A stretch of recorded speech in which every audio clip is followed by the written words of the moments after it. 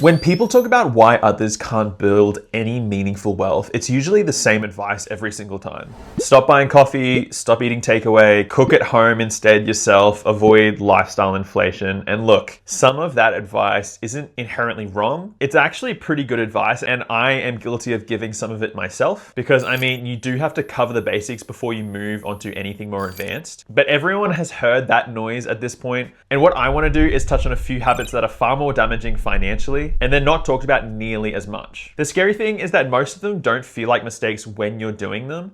In fact, some of them actually feel productive. So in this video, I want to talk about the 5 habits that I think are quietly keeping people stuck financially. And honestly, I have been guilty of every single one of them at this point, so do not feel bad. Habit number 1 is waiting until you feel ready. This is probably the biggest one, so I put it first. People wait until they feel ready before they start anything important financially. They'll say things like, I'll start investing when I know more about it. I'll start a side hustle when I have more time. I'll start budgeting when I earn more money. And on the surface, those sound reasonable, but what usually happens is that later never arrives because there is always another reason to wait. There is always another to learn, another podcast to listen to, another video to watch, another book to read. Before you know it, a year has gone and nothing has actually changed and you're just looking back and regretting it. One thing I've realized is that confidence usually comes after action, not before it. Most people think they need the confidence first, but confidence is built by doing the thing repeatedly and actually getting good at it, not by thinking about doing it. I wasn't confident investing when I first started. I wasn't confident making YouTube videos, and I still don't think I am. I wasn't confident learning to edit myself. But if I had waited until I felt ready,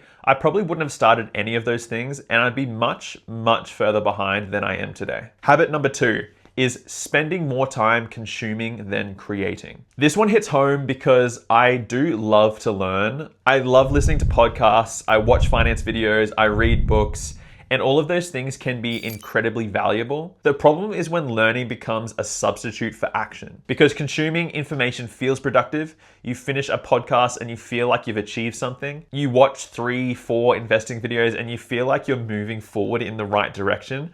But if nothing changes afterwards because you took no action, then not much has actually happened. One thing I've noticed is that a lot of people get stuck in permanent preparation mode.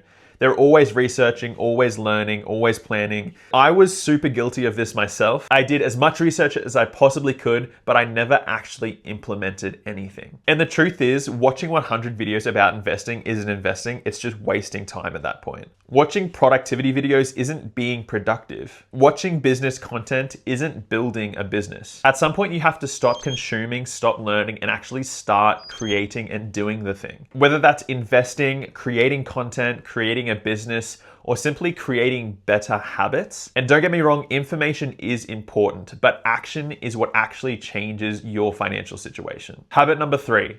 Having no system for financial decisions. A lot of people rely on motivation when it comes to money, and motivation is great, useful when it's there.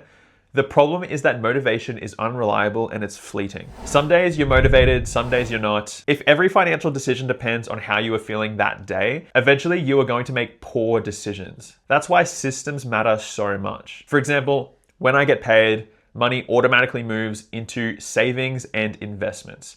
I don't decide every single fortnight whether I feel like investing, and I also don't leave it up to chance, hoping that I'll remember. The decision has already been made, the system does it for me, because the less decisions you have to make, the easier it becomes to stay consistent. I've found that successful people often don't have better willpower, they just have better systems, and they have taken the action to implement those systems. They removed as much decision making as possible because they know what is right for them and they've forced themselves to do it. And that is something that anyone can do. You don't need to earn more money to build a system. You just need to be intentional. Habit number 4 is surrounding yourself with people who normalize mediocrity. This one can be a little bit uncomfortable, and I don't mean you need to cut people out of your life. That is not what I'm saying at all. But your environment absolutely affects your expectations. If everyone around you thinks investing is pointless, you'll probably think investing is pointless. If everyone around you believes nobody can get ahead anymore, you'll probably start believing that too and just stop trying. If everyone around you complains about money but never does anything different, eventually that just starts to feel normal. And the thing is, most people don't consciously choose their beliefs. They absorb them from the people they surround themselves with. That's why I think it's important to expose yourself to different ideas.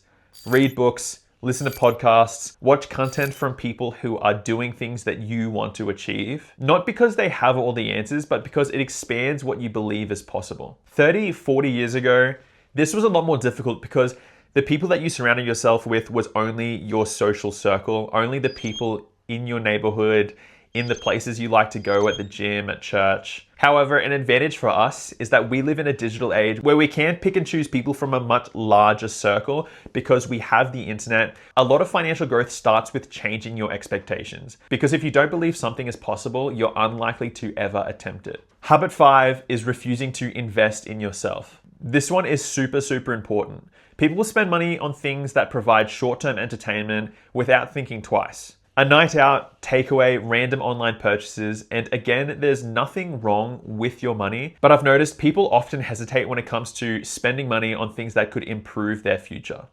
A course, a qualification, a skill, even a book. For some reason, we expect these things to be free, and if they're not free, we just end up not buying them. But realistically, spending money on something that could increase your earning potential is a lot better than spending it on McDonald's just because you were too lazy to cook. And for me personally, some of the best investments I've made weren't investments in the stock market, they were investments in myself. Learning about finance, about video editing, content creation, managing a YouTube channel, learning skills that increase my ability to earn money. Because ultimately, investing isn't just about growing your money, it's about increasing your capacity to create value. And sometimes the highest return investment isn't a stock, it's becoming more valuable yourself. The interesting thing about these habits is none of them look dramatic. They're not huge mistakes, they're not financial disasters. They don't even feel like mistakes when they're happening. They're just small behaviors that do compound over time. And that's what makes them really, really dangerous, because they quietly keep people stuck for years without even realizing it. The good news is that the opposite is also true. Small positive habits compound too.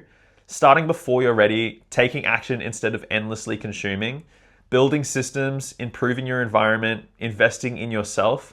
None of those things will change your life overnight, but over 5 years, 10 years, they can completely change your financial future and landscape. And I would argue that's where real wealth comes from. Not one big decision, just a lot of good decisions repeated consistently over time. Hey, look, if you enjoyed this video, let me know down in the comments which of these habits resonated with you the most. What are you most guilty of? For me, it's definitely taking too long to take action. Some of the things that I'm doing now, I wish I started years ago. And if you're trying to build wealth and become more financially independent, consider subscribing and follow along with the journey. And as always, I wish you all the best on your wealth building journey.